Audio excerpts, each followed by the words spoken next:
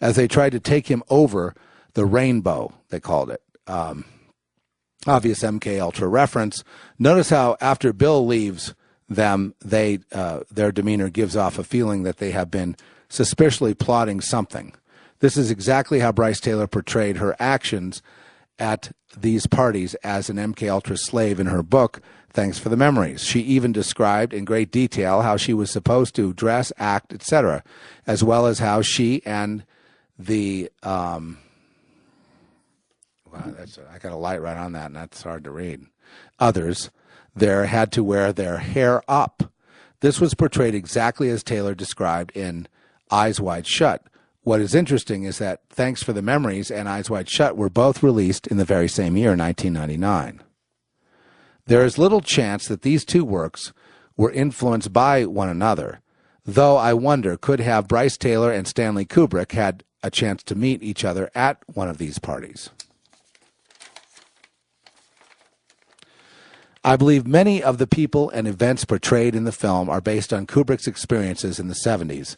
This is because Nelson Rockefeller died in 1979, and this was when Zbigniew Brzezinski was in his most active period as National Security Advisor and puppet master of President Jimmy Carter. Why do I mention Brzezinski? Because the character in Eyes Wide Shut is the name of Milik, is based on him, Milik. Once again, this developed out of another suspicion that I had, which quickly turned into a confirmation as soon as more astounding revelations in my research came up. I don't know why this keeps happening to me, but it happens often. It is like I have a voice inside of my head telling me these things, or confirming these things, or telling me, I understand, In the film, Bill Hartford visits a costume shop run by Milik, which goes by the name of Rainbow Fashions. Another MK Ultra reference. Rainbow Fashions, of course, represents the American MK Ultra programming establishment and somewhere over the rainbow of the Wizard of Oz. That's my editorializing there. After much pleading from Tom, because Wizard of Oz is probably the most, and many Disney things and Wizard of Oz and lots of stuff is used quite often for. Wizard of Oz was MGM, as I recall. After much pleading from Tom Cruise's character, Milik finally agrees to let him to let him in his costume shop. And the costume mannequins and the rainbow fashions represent different identities taken by MK Ultra slaves.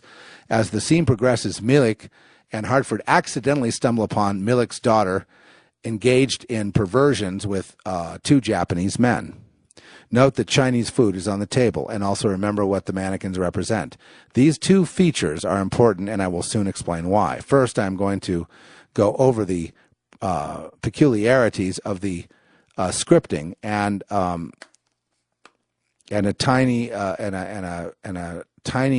of this scene. The character Milik was played by Eastern European actor Rade Sebodija. His daughter was played by then very young Polish-American actress Lili Sobieski. Zbigniew Brzezinski, who also happens to have a blonde-haired, blue-eyed daughter named Mika Brzezinski. This scene, along with much of the rest of the film, was shot in extreme secrecy. Even in the script, there was no hint of Milik being of Eastern European descent. As a matter of fact, the character had a different name altogether. Kubrick definitely did not want anyone on the outside to know what he was shooting.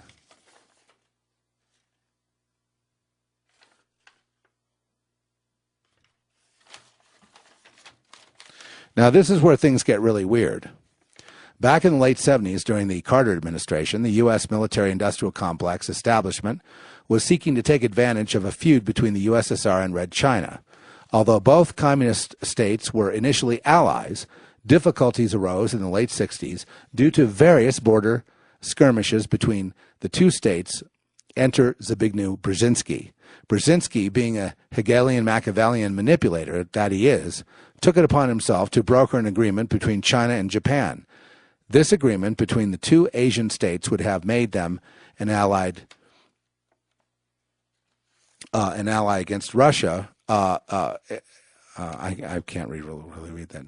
an allied whatever against Russia, a country that Brzezinski seems to have had a fantastic obsession throughout his career. Keep in mind that this is the same Zbigniew Brzezinski that was the puppet master behind Carter, as well as one who admitted that he helped found Al-Qaeda and Pol Pot's regime. In addition to making China and Japan allies, the agreement would expand trade between the two countries, which would greatly enhance China's infrastructure and technology sector. Deng Xiaoping, China's leader, was emphatic about the agreement. The Japanese, however, were hesitant to sign on due to the anti-hegemony clause in the agreement that would be against Japan's best interest and that would hurt its relationship with Russia. Indeed, Russia had earlier welcomed Japanese Foreign Minister Sunao Sonoda as a guest of honor in order to ensure that relations between Russia and Japan would continue to be strong. Brzezinski would not have this. Frustrated with Japan's stubborn attitude, Deng Xiaoping pleaded with Brzezinski to come up with a way to get the Japanese to agree. Brzezinski returned to Japan in order to iron out an agreement with Prime Minister Takeo Fukuda and Foreign Minister Sunao Sonoda. The rest is history. The trip was a success, and the Treaty of Peace and Friendship between Japan and China was concluded in August 12, 1978. Now, Brzezinski was able to pull it off. How Brzezinski was able to pull it off is a mystery. Perhaps Kubrick hinted at how this all progressed in his film, albeit slightly symbolically. Recall that in Eyes Wide Shut, the Hartford returned to, that's Tom Cruise's character, returned to rainbow fashions. After the orgy, he was greeted by the same two Japanese men that were engaged in illicit relations with Milik's daughter. Confused, Hartford asked Milik why he is letting the two Japanese gentlemen go free. Milik responded saying, "We have come to another arrangement." In her book, All Things at Once, Mika, that's Brzezinski's daughter, recounts how she and her siblings would be utilized by her father as servants whenever powerful individuals and foreign dignitaries were invited to the Brzezinski house for dinner. Already, red flags should be going up. What would a typical dinner at the Brzezinski's household be like, you ask? Well, her memoir, Mika, provides us an example, starring none other than the famed Chinese premier Deng Xiaoping. Yes, the very same Deng Xiaoping that pushed for the Treaty of Peace and Friendship with Japan during the late 1970s.